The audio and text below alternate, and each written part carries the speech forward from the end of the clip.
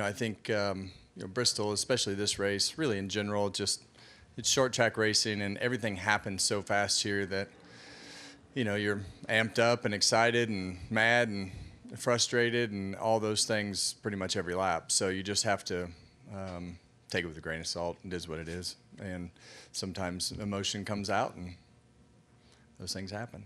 When you come back here as a broadcaster next year, it'll be another concrete race instead of dirt race in the spring. How do you feel about that? I think that's fantastic. I think the dirt race was what it was, right? I think it's it's just something that you try, and probably tried it a couple years too long. But yeah, I'm always going to vote for something that's not dirt.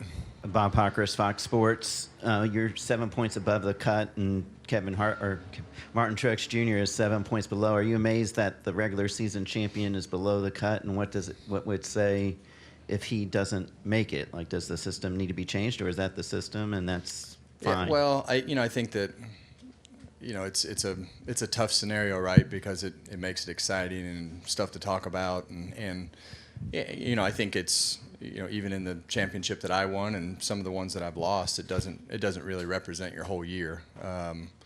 You get to the point of making the playoffs and trying to get through the rounds and doing the things that you do, but it's still not representative of what you had as a year. So, I think you just go out and do what you can and try to put yourself in the best position that you can. And, these things work in weird ways, right? And, it's just, he probably hasn't had that happen all year, and then it happens in the first round of the playoffs. So it's definitely frustrating especially when you're in that position. Like, that group has had a phenomenal year and won races, and then you have one moment that kind of could dictate your whole season. So are you nervous, worried, or whatever happens for you happens, when considering how close you are to the cutoff? Am I worried about points? Yeah, well, are you worried about it? No, are you worried about advancing? No, not at all. It is what it is. You go race as hard as you can, and where it falls, it falls. It's kind of like Martin's situation last week. There's nothing you can do about some things, and I don't worry about those things anymore, Bob. All right, Claire, go ahead. Claire B. Lang, Sirius XM NASCAR Radio. Why don't you give us one more fiery moment before you leave at Bristol? I mean, just give us one more, right? Just for what do you think? That stuff just, it is not made up.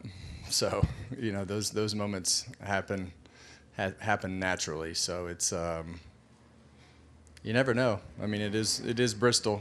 So it's just, you just never know what the day or night is going to bring. Now, I know you, and I know you're not checked out, right? I know that you race your guts out every week, but people behind the scenes sometimes are going, he's already checked out. I don't believe that, right? Yeah. But it's so much work, and there's so much competition. Can you answer that? Obviously. Yeah, those are the ignorant people that are keyboard warriors. Obviously, they weren't watching with 3 laps to go at Daytona and leading the race, well, all but leading the race coming to Darlington. And so, if they can't answer that question, that's a pretty simple question. So they're just people who like to type. Speaking directly to them. Last thing, what do you expect tonight? Because it's our Saturday, I should say. What do you expect Saturday? It should be just a fight I think it's going to be insane. What about you? You race with these guys. Yeah, I don't expect it to be any different. You guys know I'm boring and give you the same answers every week. It's, it's really just about each moment, each lap, trying to do everything that you can do to put yourself in position to be in the best position possible. And that's really everybody else's goal. And I think the racetrack itself will dictate a lot of what happens if they do spray the racetrack again and try to keep the top groove from actually ever being used. Like they're talking about, it could be a one lane deal. So you just have to. There's just a lot of scenarios that have to come together and play out, and you just never know. You just never know where those are going to go, and really it's hard for me to. I tend not to predict anything because it's so unpredictable. All right, we'll go to Zach. Go ahead, Zach. Zach Sterniello, NASCAR.com. Kevin, you and Rodney, the relationship that you guys have had over the years, it seems like that has been key to a lot of the success that this Ford team has had. When you enter a situation like this weekend, where it is at least close, I know you said you're not concerning yourself with points, but do you lean on him? Do crew members lean on you or Rodney to just keep the focus on the task at hand for tomorrow night? Nobody's even talked about it. That's how irrelevant it is to us. All right, Dustin, go ahead. Dustin Long, NBC Sports. What will you look at tonight when you talk about just the track conditions in the sense of, as NASCAR stated, they may or may not put the PJ1 on tomorrow. What would you look at? What would you want tomorrow? Do you want it to be, you've raced the old Bristol where it was one groove and you had to knock people out of the way. Do you want it to widen out, or how do you? Yeah, this particular car is not like the old cars. You have to have options. Multiple cars following multiple cars around tends to make the cars not be able to get close enough to even push each other out of the way with the aero situation. So you need options, and I hope tonight that it at least moves up into the 3/4 mark of the racetrack to be able to at least get it cleaned off. I think there's definitely some guys that are going to push that issue to try to move the groove up the racetrack, and once it gets clean, it comes in pretty quick. But it's not going to come in for our practice. I don't think it's I'm sure that Larson and a couple of those guys will try to run up there, but it's very unlikely that it comes in practice unless everybody just commits to going up there and trying to blow it off. And that's really all it takes, is just a bunch of cars making a short amount of time up there to blow it off, and then it really comes in quick. But yeah, I mean, if it doesn't move up more than it is now in tonight's race, it'll take a while, especially if they repave it. But not having multiple grooves with this car is tough. Does that mean, I guess, the Kevin Harvick don't give a crap tour becomes more forceful tomorrow night then? Forceful as in? On the track? Look, you can be forceful and do all the things, but you're going to be aggressive and race hard and do the things that you need to do. But typically, if you run somebody over, you're going to get run back over. So it's you just have to balance all that stuff. It doesn't change. Like, there's really nothing. If it's just one groove, it's not going to change really any of the thought process that goes into trying to put your car in the front. To me personally. All right, we're going to go Peter, and then we'll end with Lee. Go ahead. Peter Strada, TSJ Sports. Kevin, Cole Custer was in here earlier and said how much of your legacy has been defined by mentoring young drivers. How special is it to see him honor you with the throwbacks team tonight? Yeah, that Mobile One scheme has been really good to us, and Mobile has been such a big part of everything that we've done at Stewart Haas Racing, and a big part of the success, right?